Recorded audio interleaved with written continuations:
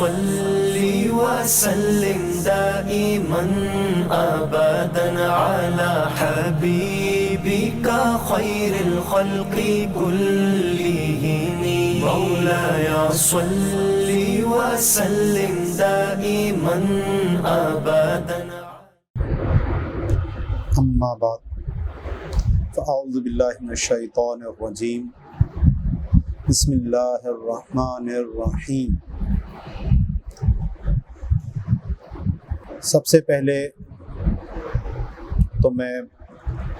مبارکباد دیتا ہوں جامعہ عائشہ صدیقہ للبنات کی انتظامیہ اور تمام طالبات کو کہ آج افتتاح بخاری کی صورت میں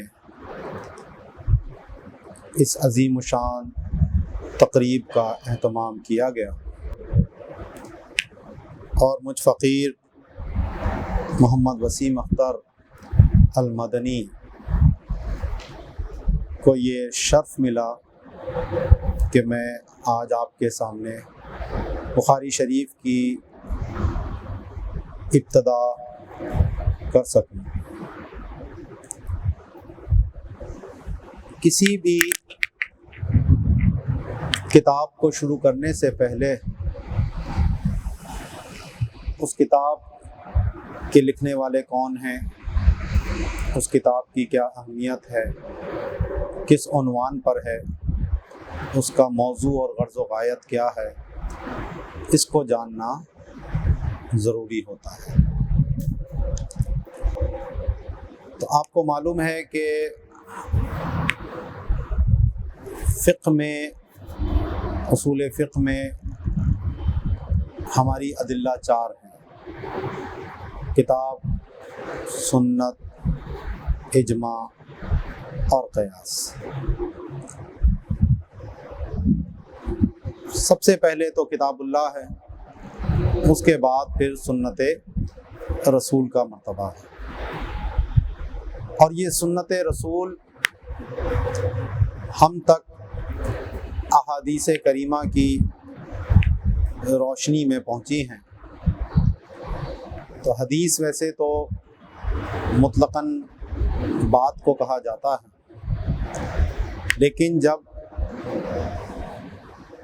علم حدیث میں حدیث کہا جائے تو اس سے مراد حضور تاجدار مدینہ راحت قلب و سینہ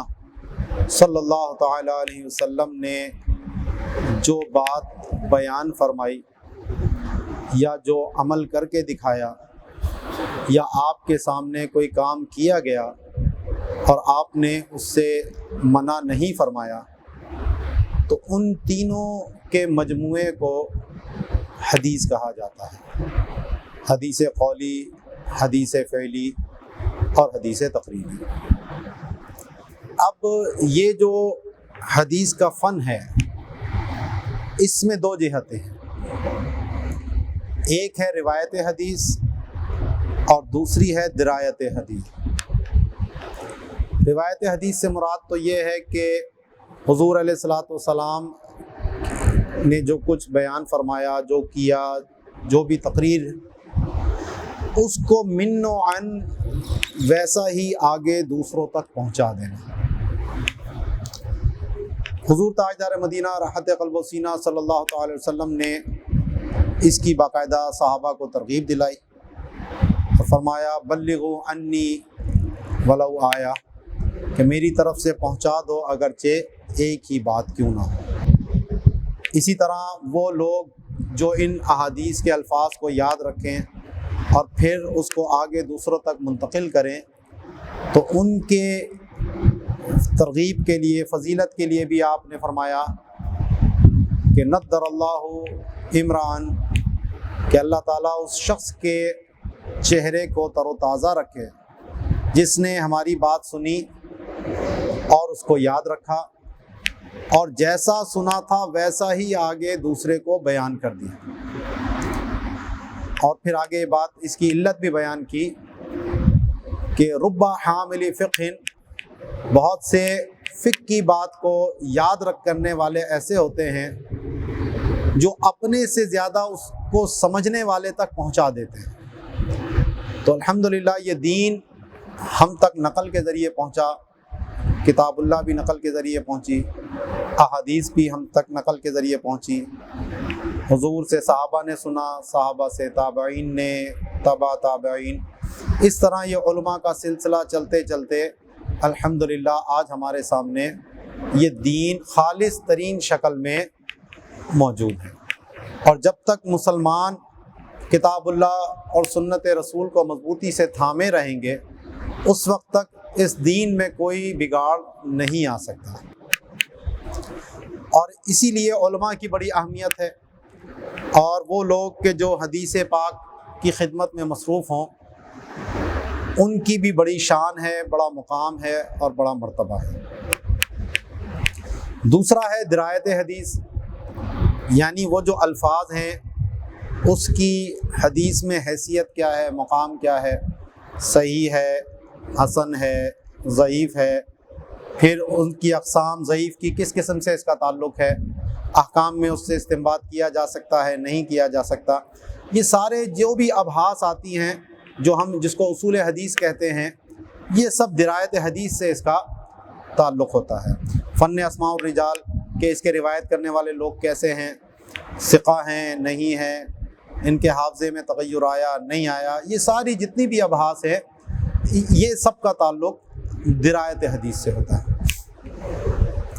تو اس روایت کے اعتبار سے اور اس درایت کے اعتبار سے احادیث کی تمام کتابوں میں صحیح بخاری کا مقام اور مرتبہ سب سے بلند و بالا ہے۔ اس کے لکھنے والے امام ابو عبداللہ محمد بن اسماعیل بخاری ہیں۔ آپ کی ولادت باسعادت ماوراء النہر، یہ جو آج آزاد ریاست رشیا کی ہیں، اس کے شہر بخارا میں 13 شوال 194 ہجری بروز جمعۃ المبارک کو ہوا۔ امام بخاری بچپن سے ہی علم الحدیث کا شوق اللہ نے ان کو عطا کیا، اور ان کے بارے میں یہ واقعہ بھی مشہور ہے کہ آپ بچپن میں نابینا ہو گئے تھے۔ تو آپ کی والدہ کو اس کا بڑا غم تھا، بہت روتی تھیں، اللہ سے دعائیں کرتی ہیں۔ تو حضرت ابراہیم علیہ نبینا علیہ الصلوۃ والسلام کی ایک رات آپ کو زیارت ہوئی، اور آپ نے آپ کی والدہ ماجدہ کو خوشخبری دی، بشارت دی کہ تم کیونکہ اس بچے کے لیے بہت دعائیں کرتی تھیں تو اللہ نے تمہاری دعا قبول کر لی، اور اس بچے سے اللہ دین کا بہت بڑا کام لے گا۔ پھر امام بخاری نے بخارا کے اندر جو مشائخ حدیث تھے، اس وقت علماء تھے، ان سے حدیث کو سننا شروع کیا، یاد کرنا شروع کیا، اور پھر اسی طرح جو ارد گرد کے علاقے تھے، ان تمام علاقوں سے آپ نے جتنے مشہور علماء تھے ان سب کے پاس جا کر حدیث کو یاد کیا۔ آپ کے مشائخ یعنی استادوں کی جو تعداد ہے، خود امام بخاری بتاتے ہیں کہ 1000 سے زیادہ لوگوں نے میں نے حدیث یاد کی۔ آج آپ کو دیکھیے کہ ہم ساری زندگی جن استادوں سے پڑھتے ہیں، تو اگر انگلیوں پہ گنے تو 10 20 25، بس 1000 استاد،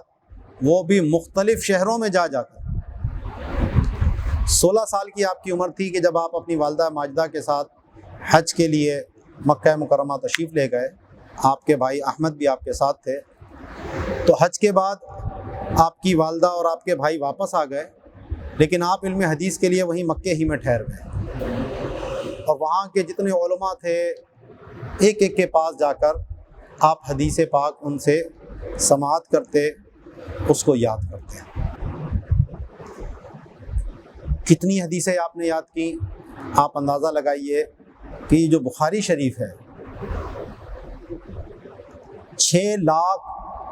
احادیث کے مجموعے میں سے امام بخاری نے یہ اپنی صحیح تحریر فرمائی ہے، اور اس میں 7300 کے آس پاس احادیث مبارکہ ہیں، اور اگر مقررات کو حذف کر دیں تو تقریباً 4000 کے قریب احادیث بنتی ہیں۔ آمین بجاہ النبی الامین۔ اب میرے ساتھ مل کے پڑھیے، اعوذ باللہ من الشیطان الرجیم، بسم اللہ الرحمن الرحیم، رب یسر ولا تعسر وتمم لنا ھذا الکتاب بالخیر، رب یسر ولا تعسر وتمم لنا ھذا الکتاب بالخیر، رب یسر ولا تعسر وتمم لنا ھذا الکتاب بالخیر، اللہم افتح علینا حکمتک وانشر علینا رحمتک یا ذا الجلال والاکرام، اللہم انفعنا بما علمتنا وعلمنا ما ينفعنا وزدنا علما، الحمد للہ علی کل حال۔ باب کیف کان بدء الوحی الی رسول اللہ صلی اللہ تعالی علیہ وسلم۔ باقی انشاءاللہ آپ کے جو استاد ہیں وہ باقاعدہ اس کو پڑھائیں گی کہ وحی کی تعریف کیا ہے، وحی کی اقسام کیا ہیں، اور نبی کریم علیہ الصلاۃ والسلام پر کس طرح وحی کی ابتدا ہوئی۔ تو اللہ تعالی ہم سب کو ان تمام باتوں پر عمل کی توفیق مرحمت فرمائے، آمین بجاہ النبی الامین، وما علینا الا البلاغ المبین۔